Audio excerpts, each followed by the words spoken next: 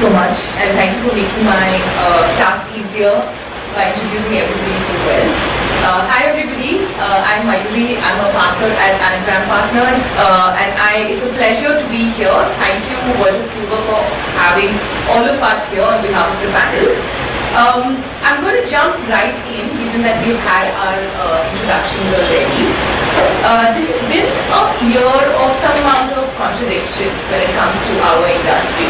While the government has taken a lot of initiatives in making India sort of the hub of arbitration, international arbitration, there have been some parochial decisions, some moves by the government which you would say are trying to upend arbitration. I'd like to sort of discuss some of this dichotomy in today's session. At the same time, definitely touch upon some important trends. Technology, like Vyapak mentioned in his scheme of address, being one of them. So I'll start off with, let me start with Chakrapani.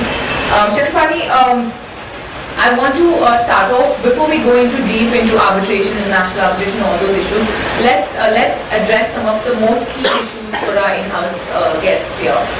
There's been a lot of awareness on drafting of arbitration clauses generally. They don't tend to be as pathological as we used to see about 10-15 years back. But what are the main kind of issues that you still are encountering when you see these arbitration clauses, and what is it that you advise your corporate partners, corporate lawyers, and your clients? Well, thank you for the question. Good evening, everyone. It's a pleasure to be here, and I can see a very nuanced audience here, so I do not wish to go into the very basics. Coming to the question, yes, we have come a long way from those pathological clauses, and in earlier times we had all kinds of bizarre things put in and then which were not enforceable and the matter will be litigated upon. We have come a long way, yes, but the issues that we face today are more or less again hovering around the very basics. The clarity on seat, the clarity on venue, the clarity on the governing law and the procedural law. Somehow we still kind of miss it. And probably my experience tells me something to do with the last minute discussion that we have on arbitration clauses. That trend has not changed. And that is where the problem lies. And I keep appealing to everybody, all the stakeholders, that please, take arbitration clause very seriously. It is not something that can be done at midnight or early morning hours. It requires thoughts, because when issues arise, every word of that will be litigated upon. What we do to address that, for speaking for my firm, we have a standard kind of a procedure in-house where we tell all our partners that should you require any assistance on arbitration clause, please run it through the disputes team. We will advise, we will not be billing client for it. Client may not know about it. However, we ensure that the issues are addressed. So that's what we do. Thanks. That's wonderful. So just let's get a little bit deeper into this, Chakrapani. If you do see, we still see, if there's a agreement which has gone into dispute, which still age-old mentions the place of arbitration, the venue of arbitration is so and so. How do you navigate those issues with respect to seat? Any specific guidelines that you have for your clients? So, as I mentioned, again, we try to address those in the very beginning, so that we don't go there and then start addressing or reinventing the wheel. Having said that, if it comes to that, then thankfully there are judicial pronouncements, so we try and read into it. If it is an international arbitration, there are again interpretations that can be put upon it. So we try and navigate. It's like, again, I'm going to give a cliched answer, it depends. Right. So. Okay, thank you. So I'm going to go in from one extreme to the other. Rajendra, to you now. Ultimately, in the Arbitration Act, we see that the main difference between domestic and international really lies on who the partner is. Other than that, there's not supposed to be that much difference. But what we see is a lot of difference in terms of practice. I'd like you to touch upon a little bit of those differences. I can give you from my instance when I first came from Singapore to India and I did my first domestic arbitration, marking of documents is something which wasn't done previously in international arbitrations. At the same time, there are certain tools in international arbitration which you can use in domestic arbitration. I'd like you to sort of delve into your experience of both and how we can sort of make domestic arbitration better, and perhaps there have been some things which an international arbitration can learn from our domestic practice. Sure. Hi everyone.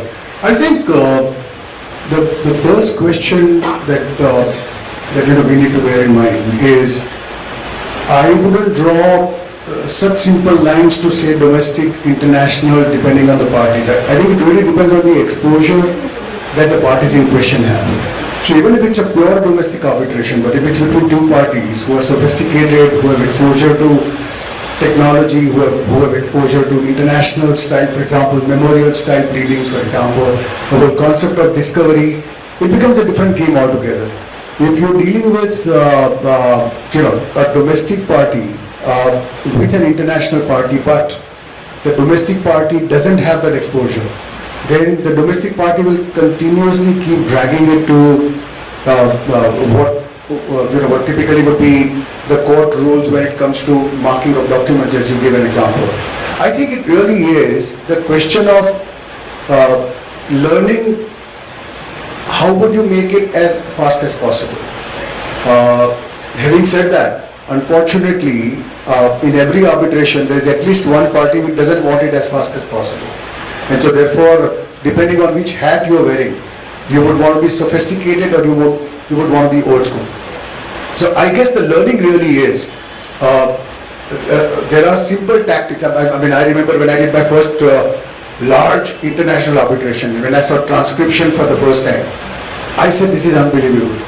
Because we had cross-examination being done by a leading criminal advocate. And he wasn't able to adapt to the concept of transcription. So when he said something and he said, what I'm trying to say is, and let me rephrase this question, and it was all being transcribed. And he said, no, delete that. And it was all being transcribed.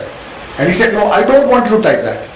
And it was all being transcribed. So I guess it really is a question of adapting to where you are. And I really am not sure if there are off-the-shelf solutions that apply. It has to be bespoke. Having said that, have we seen arbitrations being conducted differently today? In most cases, yes. Because I think what has happened is it's not only the arbitrators, it's also the practitioners who have changed. It's also the practitioners who now have exposure to different technologies. Transcription, what used to be very, very expensive at a point in time, is simple technology today which costs peanuts. And so people realize that there are advantages of transcription. Now, if people still want to delay it, they wouldn't want transcription. I have had instances where I've said, let's have transcription, and the arbitrator would say, no, but I would not be very comfortable. And you don't really need to guess why. The other way around, I think in international arbitrations, and especially when I say international arbitrations, I say arbitrations in more sophisticated jurisdictions, they often get carried away with the concept of speed.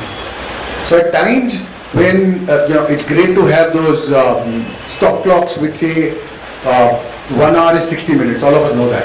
But I think there are times when there are complications which arise as a matter progresses, and one needs to be nimble. So I think that's the learning, ensuring that due process is followed, that's the learning. And then of course adapting most importantly to a country like India, which has its own nuances, for example, not being fully capital convertible. So those learnings. So I think that's the way the cross-pollination could help. Yeah, I was just going to open this up to all your comments. Yeah, so let me just add something to what I 100% agree with whatever Rajendra has said. But to me, I think what we forget, and when you do this comparison between what happens in outside India and what happens within India, obviously a lot of what happens in India gets banned, and rightly so. I'm not going to try and protect what happens in India, because a whole lot of it is not great advertisement for arbitration. But at the same time, what we don't bear in mind are the cultural nuances. It is not as if that everything is right with international arbitration. And I think the point that Rajendra makes about the chess clock system is a great point, to speak on. Yes, it has its, advantages, and I do believe that in arbitration, largely chess clock ought to be followed. And to my mind, even in court-based litigation, chess clock ought to be followed. But at the same time, there are certain, cultural nuances to be borne in mind. Now, look at things from an Indian perspective. From an Indian perspective, adjournments in that sense are a given. We don't realize that the reason why you will seek an adjournment and get an adjournment is because that is maybe we talk about due process. Now, you take due process, into arbitration, don't get an adjournment, and then what happens is that in the 34, your award gets set aside on that one ground. It is entirely doing an injustice to an arbitration which is conducted over a long period of time, and then you have an award in your hand, and that award is not, forget enforcing it, the award goes away.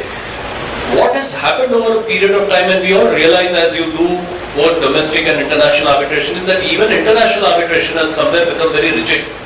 It is not adapting maybe to the times. It is not adapting to cultural nuances. We all talk about cultural nuances when you sit in such, events, even outside the country, and speak about, that culture makes a huge issue in arbitration. But frankly, it is, when it comes to practice, those cultural nuances are not kept in mind. So, one of the most important things to me when you do international arbitration vis-a-vis domestic is cultural nuance to be borne in mind.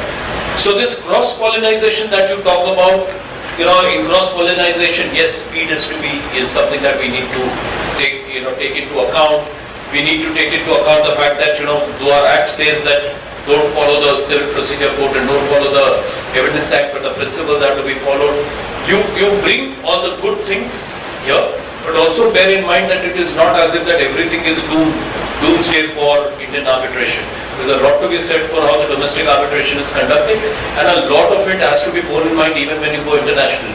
And that maybe what is happening is right now everything is sought to be brought into Indian arbitration from outside the country, but there is no cross-pollinization which is happening. That's a very good point. And for audience, I'd like to mention that when you're talking about the chess clock method, it is basically like the clock which you use in chess, where equality of time for both parties, and both the parties need to have the same amount of time. A very good point that Naresh made, and I'll give an example from one of my cases where we had an emergency arbitration situation where the first submissions had to be made by 60 minutes on both sides. And you had a situation where we had two counsels, one doing the basic understanding of the market, the general nuances of that particular issue, and the other going into the main nitty-gritties of the contract. And it just so happened that the first counsel took about 40 of those 60, and the other one was left only with 20. Now, we did have a very reasonable and considerate arbitrator, but at that moment, we were stuck in a situation where it could have been a situation where we wouldn't have been able to make the actual arguments. And we were ready to, sort of move an application to say, okay, we'll be making our arguments by written submissions, and almost sort of really jeopardizing the case. So I completely sort of want to say that cross-pollinization thing is very important. Dinesh, any examples where you've specifically seen things like red phone schedule, the way discovery is done, how fast arbitrators sort of respond to discovery requests in domestic arbitration, or a version of that being used to sort of expedite the process in domestic arbitration? Thank you. Hi. See, firstly, generally on these pointers before I move to red phone schedule. See, I started my practice in India. I was outside for almost 16 years and I came back in 2015. And what Rajendra mentioned about transcription, the first time when I was in Singapore, when I saw live notes, it was like some kid going and looking at some, from a village going and seeing some big mall in a big city. Literally, it was something like a miracle happening. And it's live notes, they type so fast. But these things for India now is not, I mean, things have changed tremendously in the last decade, I would say. We are nowhere, inferior to any other top arbitral seat in the world. First, we should say that. In fact, I think there are two things here. When we talk about international arbitration, there are international arbitration seated in India, and there are arbitration seated outside. Those arbitration seated in India, whether they are international or domestic, more or less are conducted very similarly because it's mostly driven by Indian lawyers. But one thing that has really changed the way arbitration in India works today is the 2015 amendments, especially the time limit for making the award. I think that has completely changed, and arbitration has realistically become an area of practice that you can focus on. Hitherto, I remember when I started practice, maybe in 1994 I started practice, arbitration for juniors used to be just a party. There'll be 1 hour of hearing, then there'll be nice lunch, and it would never finish. There's no time limit. And under the 1940 Act, you have to get a decree in terms of the award as well. So a lot changed with the 96 Act. And then with the 2015 amendment, the time limit, I think India is now definitely on the world map of arbitration. That's the first thing I want to say. In terms of practices, I think Naresh and Rajendra mentioned about culture. See, culture is, we are all part of the common law world. I think where as an arbitration practitioner, we find it difficult, especially I'm coming to the discovery question, is the common law versus the civil law system, where we all follow the English common law with doctrine of precedence, where you follow superior court's judgment, discovery is quite extensive, and the American style of discovery is extremely extensive. But if you look at civil law countries like China and continental Europe and others, I think its discovery is not as extensive as in the common law world. If 10 years ago you came and said red fund schedule to somebody here, they'll say I probably need to take a Queen's Counsel opinion, because really nobody knew. It's nothing. Red fund schedule is just a table. It's just a sheet which a gentleman called Red Fern came up with. Nothing fantastic about it. And it's a very useful table. Essentially says one party makes a request of certain documents, then the next column, the other party would say whether he is able to give it or not. And if he cannot give it, what are the reasons why he can't give it. And the third column is the other party would come back and say why he should give it and justify that. And the last column, the tribunal will make its ruling. It's a very simple table. But when it comes to discovery of documents in India, I think one thing which Mayuri told about is admission denial of documents, which we do here, apart from discovery as well, which is we mirror the civil procedure. It's not done in international arbitration at all. And especially Mumbai, I should say. The Bombay lawyers, I remember when I moved back, I think 2016 there was one admission, and there was inspection of documents. They were looking at one paper and the light and all that. They said, the inter-parties document So that again, within India there is a cultural difference. Different bars operate differently. The Bombay original side, I think, is one of the best in the country, I would say. The excellent original side lawyers is, I think, Bombay bar. But sometimes when they mirror that into this practice, that's where the cultural difference comes. Discovery is extensive, but here I find in India, if you don't really give documents unless, adverse inference and all, not like international arbitration. I don't think the arbitrators here draw a big adverse inference. And if you don't give any, they say, okay, file an affidavit that you don't possess it. Because the test is you should be in possession of those documents. So I think those are some of the nuances and differences. But I think today, I feel Indian dispute lawyers who practice arbitration are one of the best in the world. You go to London or Singapore or any other place, the top associates, senior associates are all, at least a percentage of them are from India. And we have such excellent lawyers in India as well. So I think we are on par, if not better, than many other jurisdictions today. Absolutely.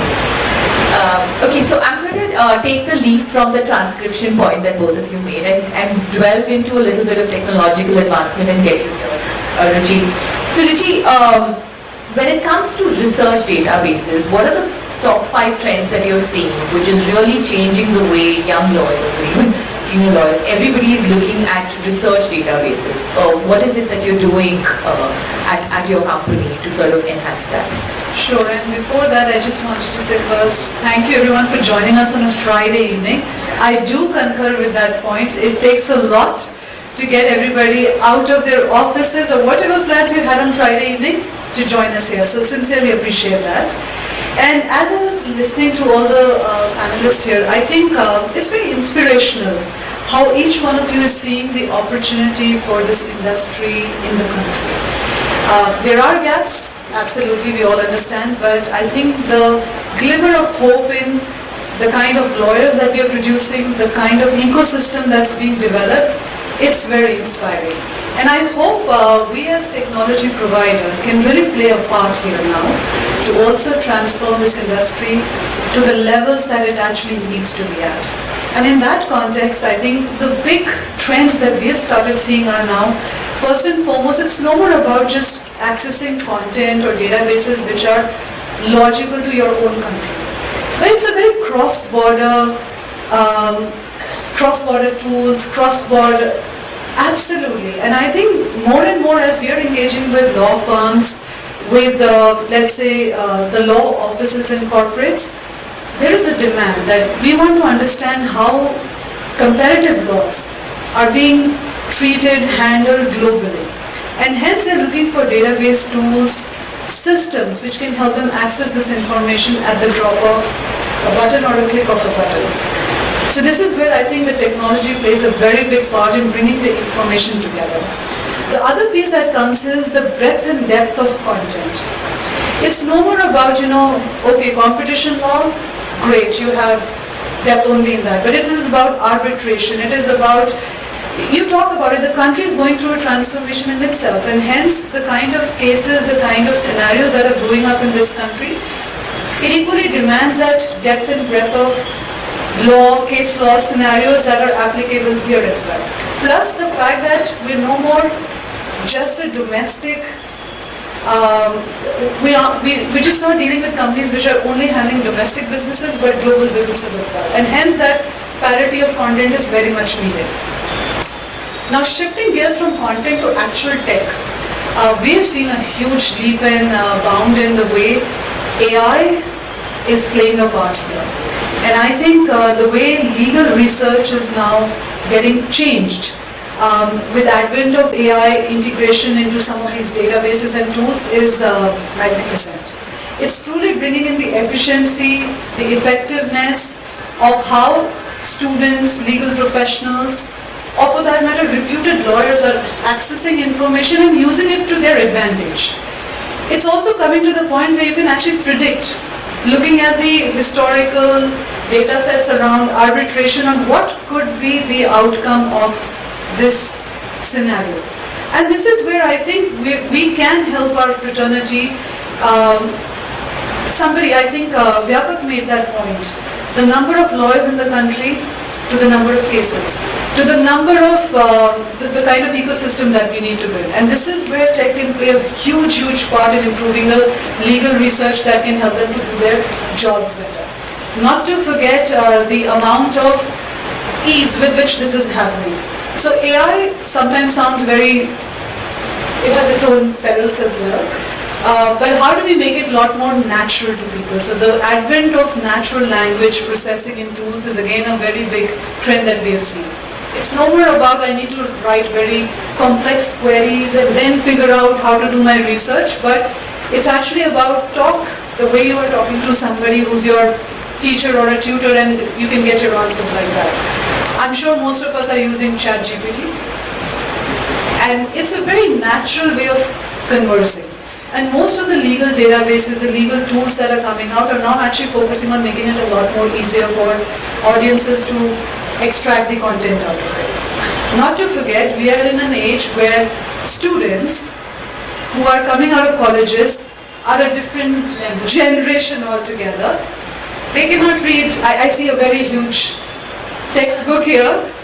To expect them to read when they're actually growing up in an Instagram world or a YouTube Shorts world, it is very difficult for them to go through all this. And I think that's where another trend is coming up, where there's a lot of visualization, there's a lot of analytics, which is helping them understand the concepts, understand the outputs of, let's say, huge and humongous amount of arbitration cases in a jiffy. So these are some of the technology areas where hopefully some of us, players like us, can really help the industry in taking leaps and bounds in the kind of output they are driving in these cases and support their legal endeavor. Thank you so much for the insight. We are seeing great, of course, AI with disputes, given the confidential nature, it has certain major issues, but we are seeing more and more, we recently had a presentation which was done in respect of AI, how it can be used in a closed setup. So AI is going to change the way, sort of specifically help most of our junior lawyers do things much faster in a much better manner. And for myself, I mean, most of our research would not be complete in arbitration without Kluwer arbitration. So thanks for all that. Naresh, let me get into some specificity on technological advancement that we've seen when it comes to dispute resolution specifically, and how we've seen it both for efficiency and streamlining the process. We heard transcription. But what are the other things that you've seen, maybe post-COVID scenario, what are the other things that you've seen both on the court side as well as in the arbitration side, which is changing the way we sort of do dispute resolution? So obviously, you have one situation where everything is now largely become virtual. That's one of the, I think, COVID did all of us one favor, and if that is one favor, which is that, we all moved into a virtual environment from, trying to be present everywhere. It has truly helped. I see a huge change in the manner in which arbitrations are being conducted, including a fact that, when you are in court, you could be in different courts at a different point in time. I mean, I've had situations where I've handled matters in three different courts in the country, and then even yet gotten the time to do maybe, something outside the country. Now, where was this sort of a, flexibility available pre-COVID? Nobody was, I mean, yes, people were using Teams, but were people using Teams to this extent? Absolutely not. So that is one of the, to me, a huge boon of technology. I think the other thing which is related to this is the use of liquid text. I mean, I can frankly tell you today, I hate to carry papers to court. The easiest thing to do is to, take your iPad and, argue from your iPad. And I remember the days, not very far back, even pre-2019, if I would carry an iPad to court, in Indian courts at least, people, the judges would look down upon you and say that, oh really, you're trying to show off. But this is no more show off. This is the real life scenario. You are in a court with an iPad, arguing your matter out of the iPad, and you forget the bulky documents that you're carrying. E-filing, when would you have ever expected e-filing to happen in court? Impossible. I mean, with the kind of document, each time, and also with the e-filing, up to a great extent, judges were also asking for paper filing. That's happening in Bombay. But you go to Delhi, it's changed completely. The judges are very, very technologically savvy. They will look at all the documents in fact, there have been times when I'm carrying paper and the judge is looking at the document which is in front of him on the screen. And that's a fabulous thing to see. You're cutting down on the use of paper, you're cutting down on the use of, I mean, if I'm doing it from my office, I'm not flying, I'm cutting down on that. So environmentally, you look at it in any way, maybe Mr. Trump may not believe it, but there is certainly something to be said about climate change. So in a small way, and actually not in a small way, but in a big way, it all adds up and it all helps. So to my mind, that's something which is again, extremely helpful. Legal research. I remember the times when I joined the profession, I was looking at tomes of, books for legal research, and it would take you substantial amount of time to come up with the legal research. And let me tell you, today clients are unwilling, and rightly so, unwilling to pay for legal research. They come to you because they believe that you are the expert on the subject, and then if you are going to charge them on legal research, yes, legal research to some extent, definitely, because not every problem has the same solution. But at the same time, something which is a given, they are not going to pay you for that. So you've got to be mindful of it when you're doing a matter that, there are things which you know and you can apply, and it's an easy thing for you to do. You certainly don't need to then look for, get your client to pay for it. So legal research is something which I believe is great. Drafting of procedural orders in an arbitration. Why would you, want to go through the pains of looking at procedural order and drafting? 80% of the document, if it is in front of you and it's a true document, all that you need to do is to make the changes, the nuanced changes to the matter in front of you. So that's something that, I believe is again a very, very helpful tool. I don't know, when we talk about AI and how AI is going to help us in the future, yes, there are a lot of benefits of AI. We all talk about it, and that's currently the flavor of the season.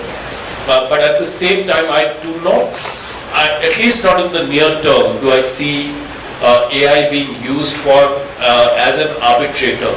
That is some time off. I don't see that happening. And even if it is used, the enforceability of an award given by a AI arbitrator, it will depend on country to country, because jurisdictions to jurisdictions will decide whether it is against that public policy or otherwise.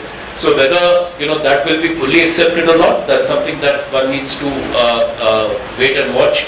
And again, artificial intelligence is exactly that. It is artificial. It is not the primary intelligence.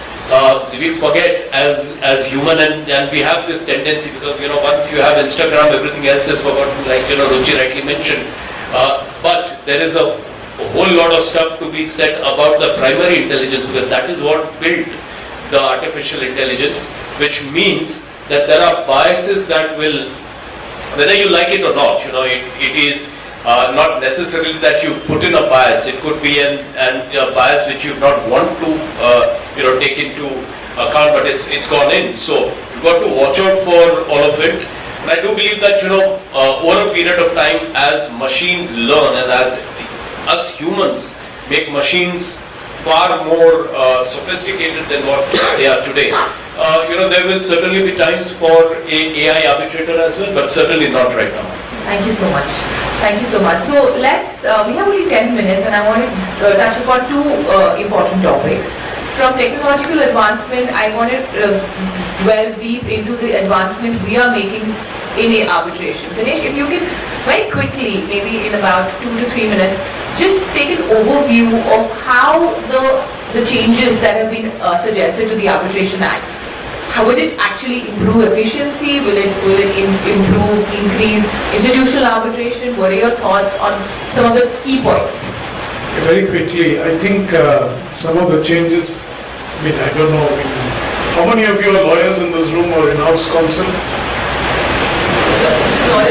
Okay, so most of you know that we have had amendments to the Arbitration Act 1996 in 2015, 2019 and 2021. So 2015 was very extensive amendments. I was speaking about time limit, which has completely changed the arbitration landscape in India. In 2015 it was 12 months from the time arbitrator was appointed. That was amended in 2019 to 12 months from the time pleadings are closed. And for pleadings you have 6 months. Then again, whether a statement of whether rejoinder will be included or not, now Delhi High Court has clarified all that. Those amendments themselves have a lot of issues in terms of court cases and clarifications, prospective, retrospective and all that. And you had this issue of seat and venue and cases going up all the way to Supreme Court. The 2021 amendment was very limited. It was only to a certain, on the aspect of fraud, you cannot enforce, you don't need to pay the deposit while you kind of want to stay the enforcement. That was a very simple amendment. But what's proposed now is a draft bill, which is yet to be presented as a bill. It has been given for, opened up of comments from the public. I would say one important aspect that has been covered in this is clarification of seat and venue under section 20. Hitherto we had used the word place of arbitration because we followed the exact article 20 of the Ancestral Model Law. We said place of arbitration, but we could have the place of hearing because of convenience of parties. That the proposal is instead of place, you use the word seat.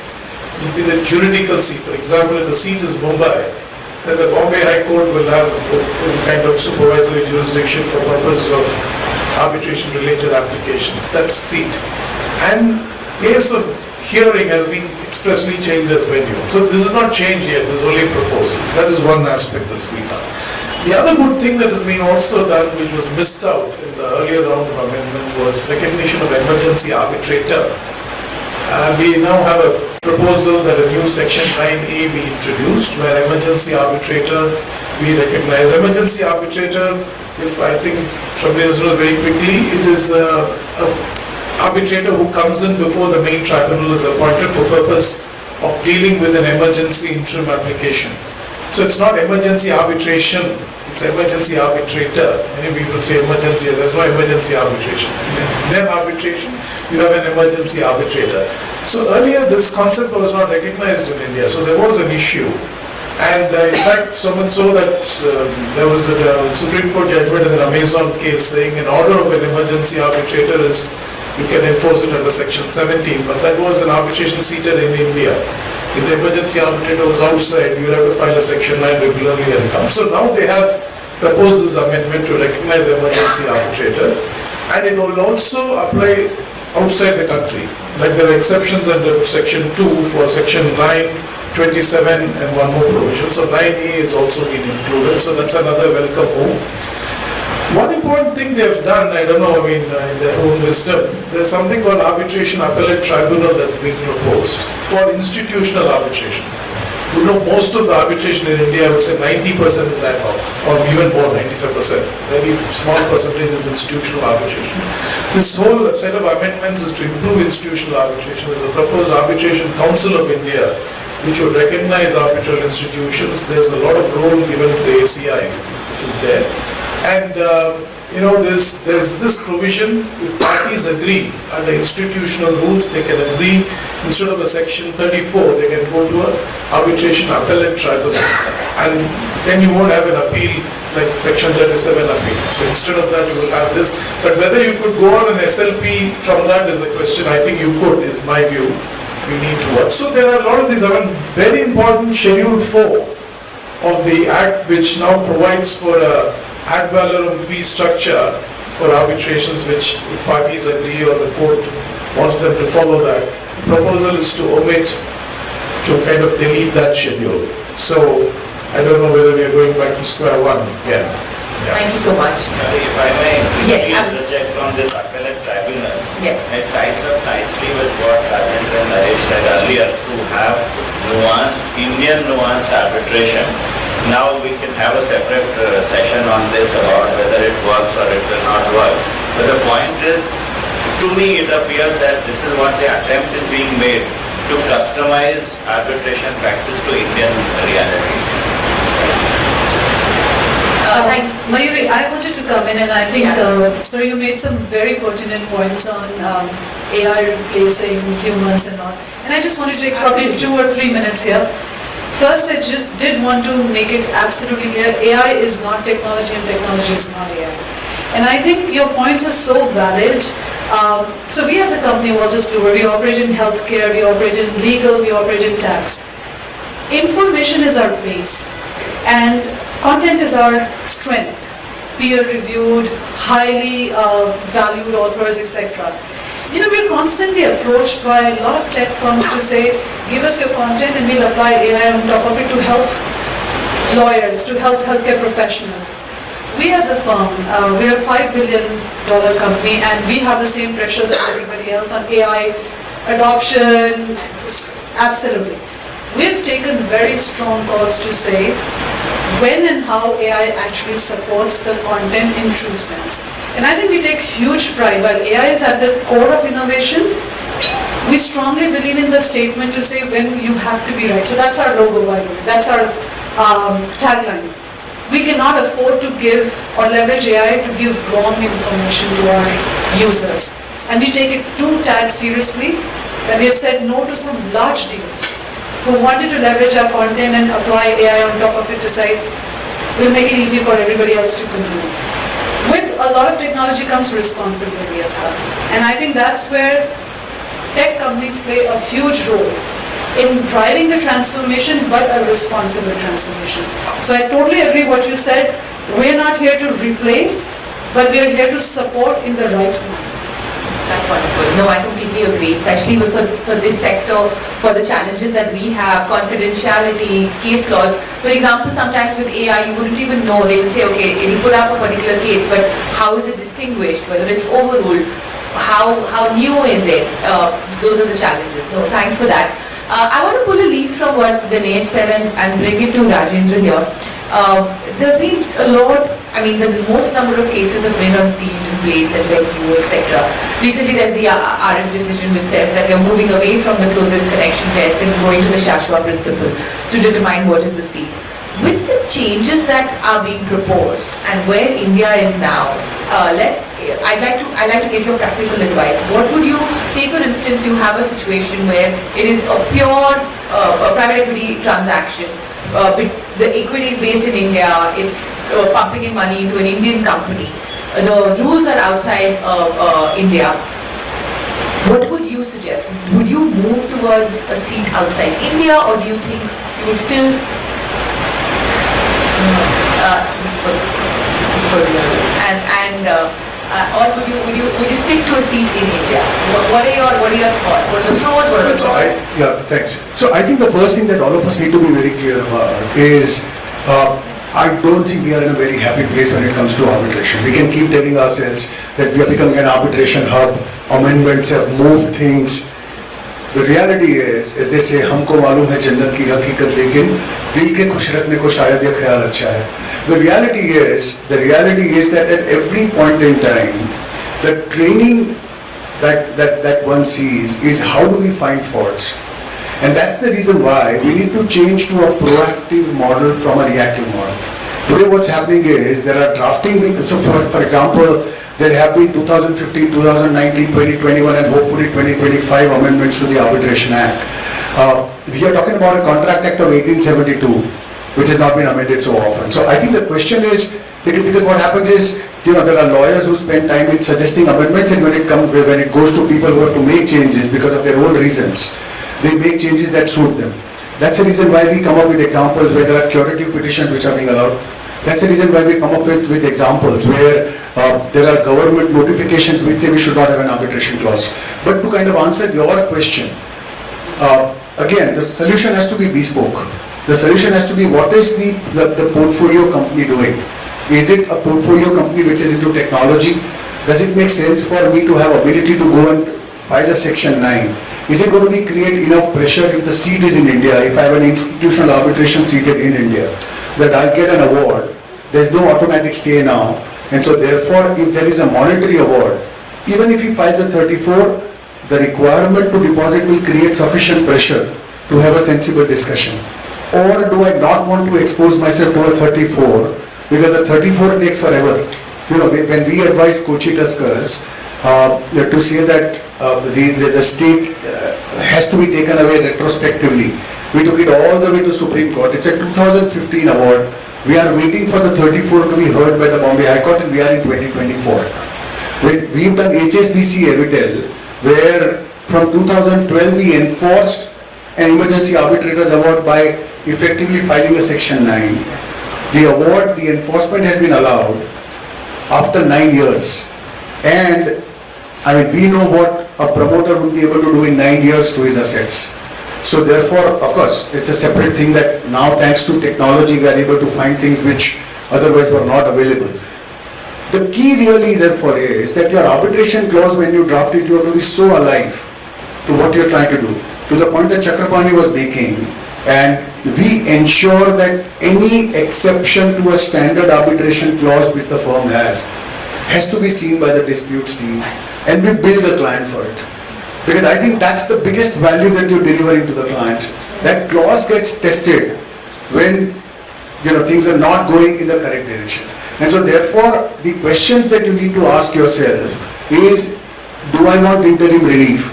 Do I want to expose myself to 34? I do want an institutional arbitration for sure.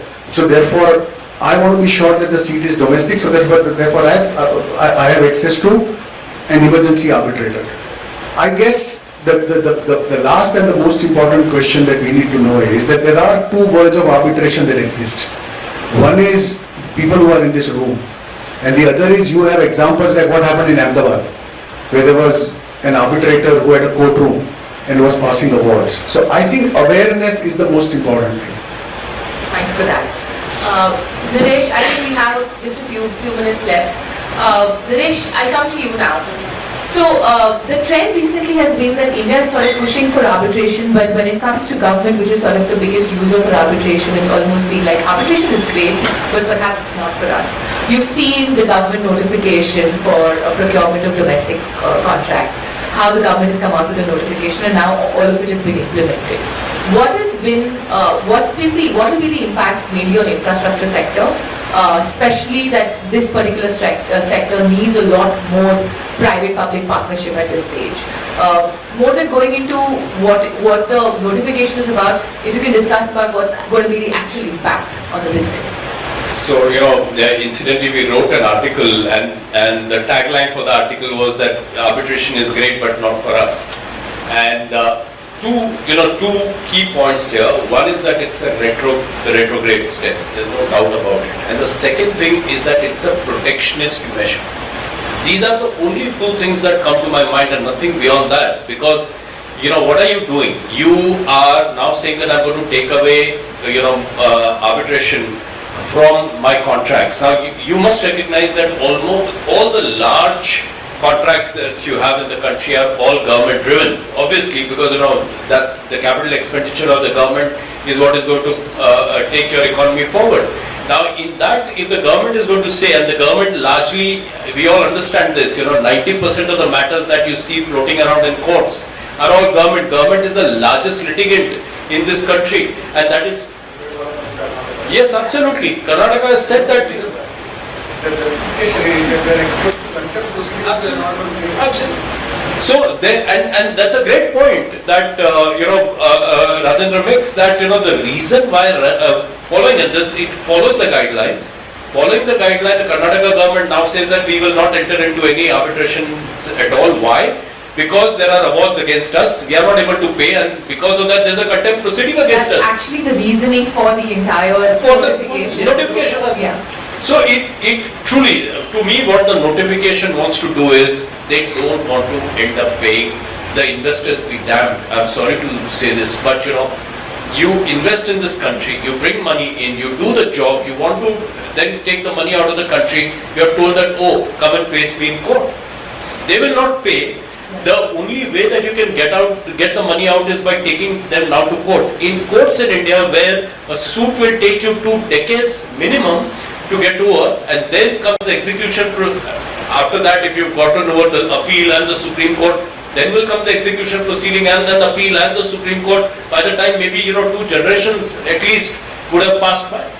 So that's exactly what the government wants to do. Yeah, no, thanks for that. And I was analyzing the implementation of these particular guidelines before the session and how it's been adopted in the manual. They have tried to make a distinction between domestic and international to sort of move away from this entire criticism that, international, a little bit of discretion has come in. But thanks a lot for that. I think we don't have enough time. We've covered most of our topic. I would like to open up the floor for actually before I open up the floor, I'd like to do one, it's like literally a 10-second thing, closing remarks from everybody. So, my 10-second thing, I just wanted to say this, that distinction that they've sought to draw between ICA and domestic arbitration, that also is only because where you have an IMF and a World Bank funding, you're forced. India does not have the ability of saying that I will, to push back and say that I will take the fund, but I don't want arbitration there. So that's the only reason why they have brought this difference, but otherwise there's no reason for them to have brought this nuanced difference. But you'll be able to sort of interpret, international clients you'll be able to interpret it slightly in a more nuanced manner. My 10-second question which I was going to ask was, one change you would like to see actually being implemented in the coming amendments. Chakrapani. Just implement whatever you have, whatever best practices are, just implement that. And one additional note, let's hope that the representation made by the arbitration bar to the ministry Thank you. goes Yeah. through and this circular is withdrawn. Yeah, I think one good thing is they want to drop conciliation part 3 because we have a mediation act. Yeah. So I think that's something good because you can't have, when you say conciliation is now synonymous to mediation, earlier they were Yeah. making a distinction. I think that's a good step because you have it in the mediation act clearly. But they want to call it the Arbitration Act 1996, it will confuse it with the English Arbitration Act, so they might want to think about the Indian Arbitration Act or Bharat Arbitration Act. Yes.